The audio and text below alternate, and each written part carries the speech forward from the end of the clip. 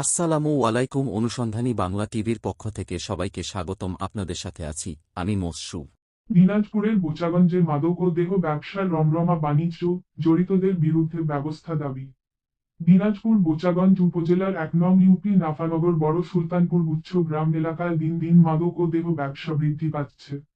জানা গেছে, কিছু অসাধু লোক প্রশাসনের চোখ ফাঁকি দিয়ে অবাধে মাদক এবং দেহ ব্যবসা পরিচালনা করছে।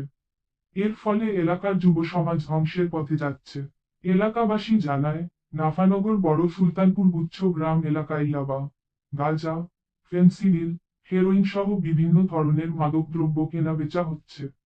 পাশাপাশি কিছু নির্দিষ্ট স্থানে গোপনে দেহ ব্যবসা চালানো হচ্ছে। প্রশাসন মাঝে মাঝে অভিযান চালালেও এর তেমন কোন সুফল মিলছে না। এলাকাবাসীর অভিযোগ, মাদক ও দেহ ব্যবসার সাথে জড়িতদের মধ্যে রয়েছেন: ১. সাবেক মেম্বারনি মীরা কাশ্মীরি, স্বামী মোহাম্মদ আলিম। ২.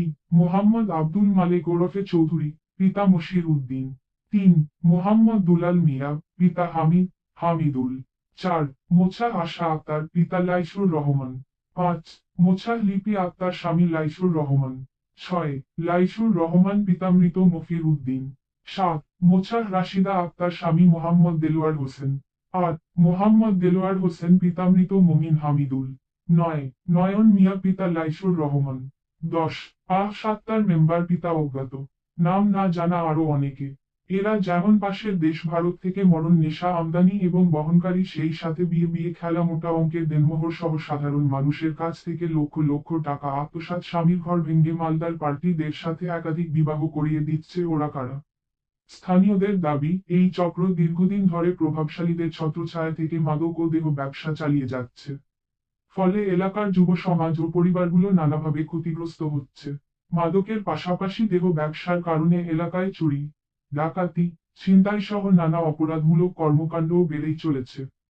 স্থানীয় সচেতন মহল ও এলাকাবাসী প্রশাসনের প্রতি আহ্বান জানিয়েছেন, মাদক ও দেহ ব্যবসায়ীদের বিরুদ্ধে দ্রুত কঠোর ব্যবস্থা গ্রহণ করা হোক, যাতে যুব সমাজ মাদকের কবল এবং এসব অবৈধ কর্মকাণ্ড থেকে রক্ষা পায় এবং এলাকায় শান্তি ফিরে আসে।